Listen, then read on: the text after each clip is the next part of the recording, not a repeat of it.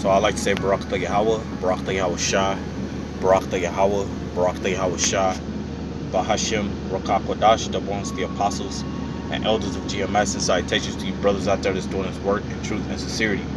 So this is the book of Revelation 7:1.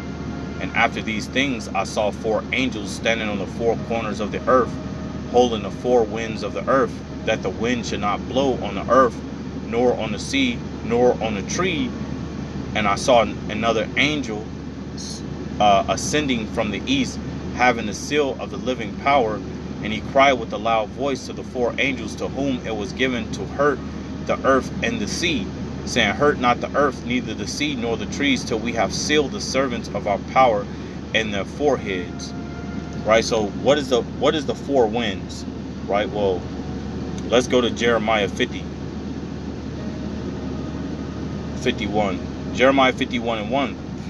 Thus saith Yahweh, behold, I will raise up against Babylon and against them that dwell in the midst of them that rise up against me a destroying wind, and will send unto Babylon fanners that shall fan her, and shall empty her land, for in the day of trouble they shall be against her round about. So the reason why the destruction of America have not come, because there's prophecies that have to be fulfilled, and the prophecy that we're talking about right now is the sealing of the elect.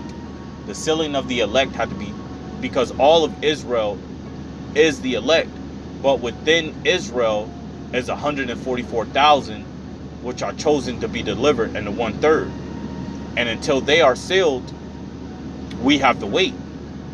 This is a waiting process to come. This is a waiting process to come in order for us to get up out of here. So the winds aren't going to come upon the earth until the Lord has sealed the servants of his power. Right? The servant being the elect out of the children of Israel, out of the so-called black, Hispanics, and Native Americans. Right? So let's get this in the book of Ezekiel 9:4. So this is Ezekiel 9, and I'll start at 1. He cried also in mine ear with a loud voice, saying, cause them that have charge over the city to draw near, even every man with his destroying weapon in his hand. And behold, 6 men came from the way of the higher gate, which lieth toward the north, and every man a slaughter weapon in his hand. And one man among them was clothed with linen, with the writer's inkhorn by his side, and they went in and stood beside the brazen altar. And the glory of the Most High of Israel was gone up from the cherub, whereupon he was to the threshold of the house.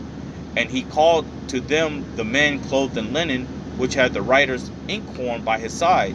And Yahweh said unto him, go through the midst of the city, through the midst of Jerusalem, and set a mark upon the foreheads of the men that sigh and that cry, for all the abominations that be done in the midst thereof. And the mark that is being put upon the heads of the elect today is a spiritual mark. So it's not going to be a physical mark, right? Like it says in this book, chapter, and verse. And also when you go back to the book of Exodus, when the Lord had the children of Israel put, I believe, the lamb's blood upon the doorpost in order for the angel to pass them and go into the Egyptians and take all of the firstborn of their children, right, and their cattle. So here the Lord is going to put a mark upon the men that sigh and that cry for all the abominations that be done in the midst thereof, which we're going to get to real soon. It says, and Yahweh said unto him, go through the midst of the city, through the midst of Jerusalem, and this is the verse which we just read, Salakia, and set a mark upon the foreheads of the men that sigh and that cry for all the abomination that be done in the midst thereof. And there's not a lot of people that's signing and crying because of the wickedness that's happened in America. And people are signing and crying, and they signing and crying because they can afford to pay their bills. That's it.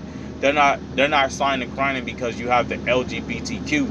They're not signing and crying because these women are out of order and these men are out of order, or Esau are ruling over the world. The wicked is ruling over the world. They're signing and crying because they might not be able to pay their car note. They might not be able to pay their insurance. They might not be able to pay for their nails or their toenails to get done, or their hair did, or to pay for that apartment or the house. They're not crying for the wickedness that is growing in America today. The Lord is only going to deliver those that are signing and crying for all the abominations that be done in the midst thereof, right? And the only ones that's talking about the abominations that are being done in the midst are the men that's out in the highways and byways. These are the men, Lord willing, that are being marked, and Lord willing, that's going to be saved from the destruction to come.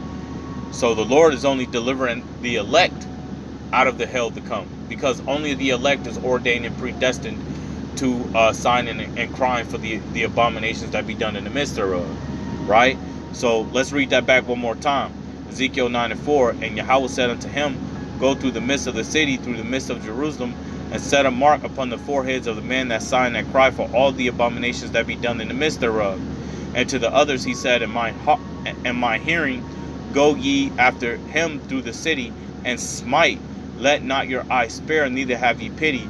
Slay utterly old and young, both maids and little children. Wait. You see, and this is why Christianity is a bunch of nonsense to me, because I'm reading a lot of scriptures that talk about the Lord bringing judgment. That the Lord is when the Lord delivered Israel out of the hand of the Egyptians, and the Lord destroyed the armies of the Egyptians.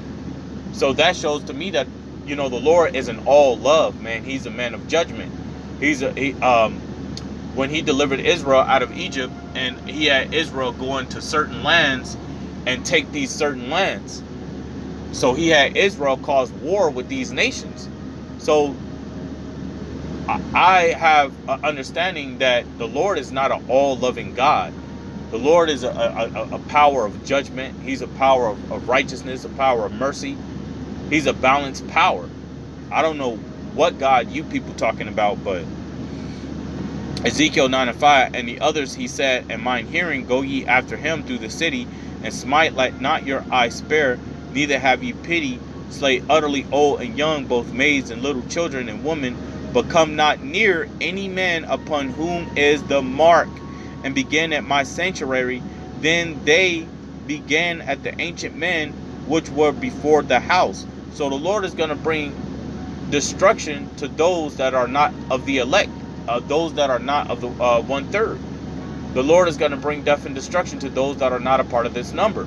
This is why in Revelation the 7th chapter, the angel said, hold back the four winds until, let's get it back, Salakia. Let's get it back real quick.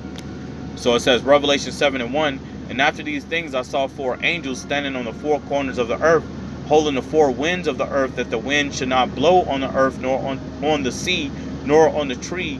And I saw another angel ascending from the east, having the seal of the living power, and he cried with a loud voice to the four angels, to whom it was given to hurt the earth and the sea, saying, hurt not the earth, neither the sea, nor the trees, till we have sealed the servants of our power in their foreheads. Because these are the men that's going to be delivered up. These are the men that's going to go up unto the clouds with Yahushua, right? The elect, the 144,000, or 1/3. So the Lord is going to hold back on the destruction until these men be sealed. So again, the servants are of our power in their foreheads, relaying back to Ezekiel 9:4, right? And I heard the number of them which were sealed, and there were sealed 144,000 of all the tribes of the children of Israel. And then when you read down, it goes into all of the tribes that's going to be delivered. From the tribe of Judah, Reuben, Gad, Asher, Nephilim, right? Manasseh, Simeon, Levi, etc. Issachar. These are all that's going to be delivered. These are all that's going to be called up with Yahweh Shem Yahushua. I think that's 1 Thessalonians, the 4th chapter, right? Yeah, 1 Thessalonians 4 and 16. For the Lord himself shall descend from the heaven with a shout. And we read that in one of my other videos in Acts the 1st chapter, right? For the Lord himself shall descend from the heaven with a shout, and with the voice of the archangel, and with the trump of the Most High, and the dead and the Mashiach shall rise first. Then we which are alive and remain shall be caught up together with them, it says, in the clouds, to meet the Lord in the air, and so shall we ever be with the Lord. So there you go. The elect is going to be called up with Yahweh Shem Yahushua. The elect is going to be delivered. A good anime to watch is the Bleach, and you will see how Aizen and those that served under Aizen was beamed up. That's how the elect is going to be beamed up. Now that's not going to be by way of hollows. It's going to be by way of chariots, but it's going to be somewhat in the same fashion. But I'm going to end it from there and say Barak Yahweh, Barak Shah, Barak Yahweh, Barak Shah, Bahashim, Rakak Kwadash, double unto the apostles and elders of GMS, and salutations to you brothers out there that's doing this work in truth and sincerity. I'd like to say Shalom.